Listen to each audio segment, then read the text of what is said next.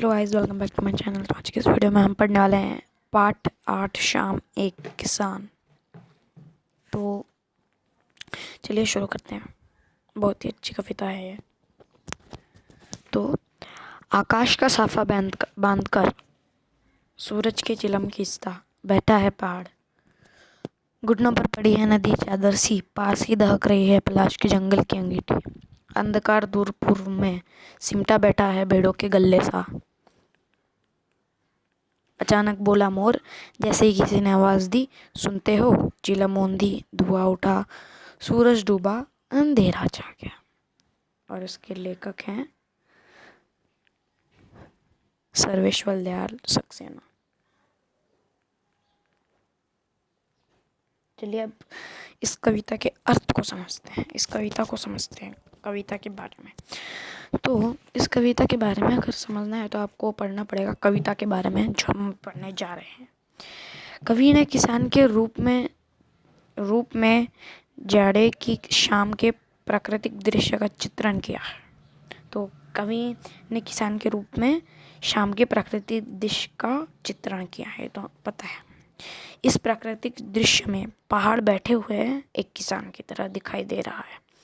जो पहाड़ है इस दृश्य में, ये जो दृश्य है यहाँ पे, ये जो पहाड़ है, इसमें ये पहाड़, ये उनको लेखक को एक बैठे हुए किसान की तरह दिखता है। और इस प्राकृतिक दृश्य में एक किसान ने एक पहाड़ एक किसान की तरह दिखता है और आकाश उसके सिर पर बंधे हुए साफे के समान दिखता है।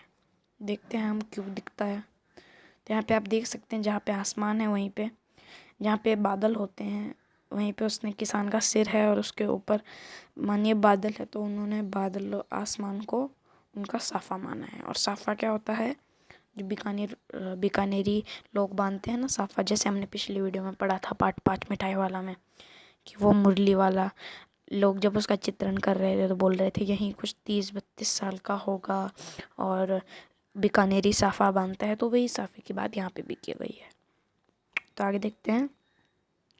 और पहाड़ के नीचे बहती हुई नदी घुटनों पर रखी है कैसे? चादर से। तो जो इसमें जो नदी है वो एक चादर सी प्रतीत होती है। और जो लाल लाल फूल है जलती अंगीठी के समान होते हैं।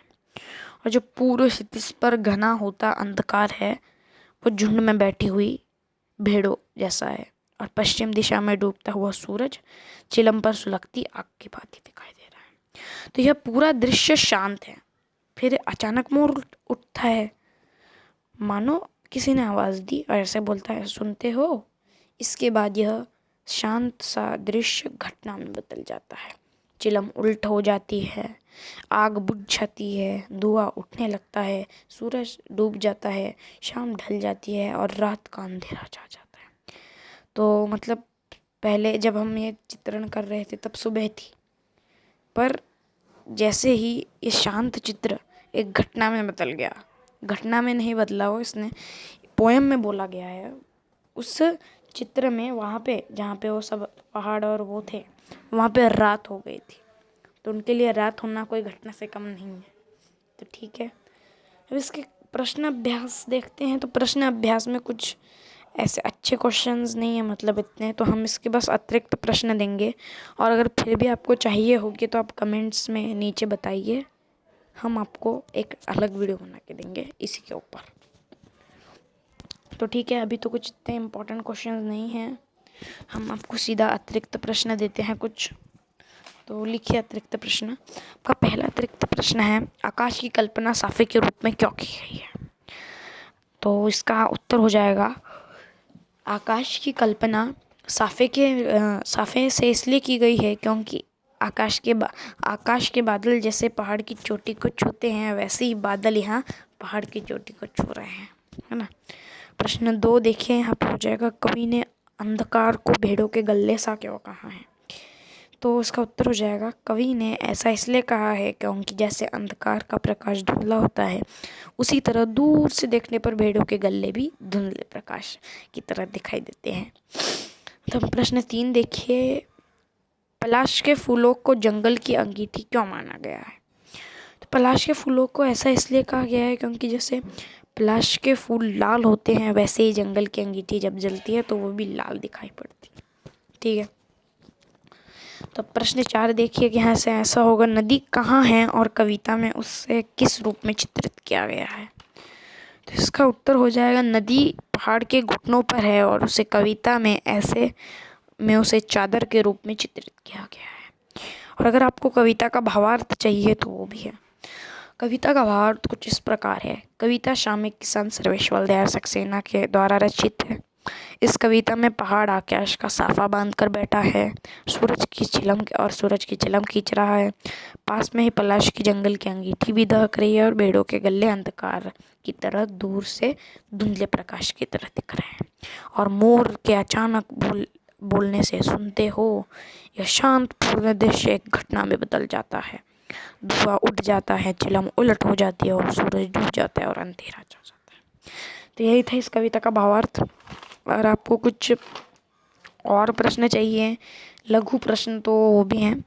आकाश का साफा बांधकर कौन बैठा है? तो पहाड़ आकाश का साफा बांधकर बैठा है। किसकी चिलम खींचा बैठ रहा है? पहाड़ सूरज की चिलम खींच रहा है पहाड़। नदी को कविता में क्या कहा गया है? नदी को कविता में चादर कहा गया है। नदी का क्या नाम, कविता का क्या नाम है? कविता का नाम है शाम एक किसान। और यह कविता किसकी देन है? यह कविता सर्वेश्वर दयाल सक्सेना की देन है। प्रश्न 6 इस प्रकार होगा, झुंड में बैठी भेड़ों जैसा क्या प्रतीत हो रहा है? तो पूर्व क्षितिज पर घना होता अंधकार झुंड में बैठी हुई भेड़ों जैसा प्रतीत हो रहा है। और कविता में किसान ने किसका साफा बांधा हुआ है? तो आकाश का साफा बांधा हुआ है। कविता में दर्शाए गए प्राकृतिक दृश्य में पहाड़ कैसा दिखाई दे रहा है? तो कविता में दर्शाए गए प्राकृतिक दृश्य में पहाड़ बैठे हुए किसान की तरह दिखाई दे रहा है। प्रश्न 9 कुछ इस प्रकार है, मोर ने अचानक क्या बोला? तो मोर ने अचानक बोला, सुनते हो। प्रश्न 10 है, पास ही क्या दहक रही है? तो पलाश के जंगल की अंगीठी पास ही दहक रही है। और अगर इसके आपको शब्दार्थ चाहिए तो वो भी हैं। साफा का क्या मतलब होता है? पगड़ी। दहकना का मतलब सुलगना, यहाँ पे देख सकते हैं आप।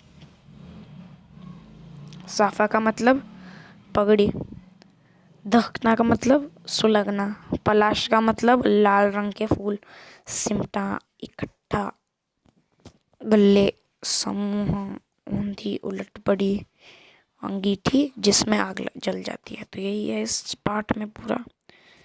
तो please do like and like my video, share my video to your friends to share knowledge. ज्ञान बांटने से बढ़ता है इसलिए। And do tell them to like and subscribe my channel. Thank you.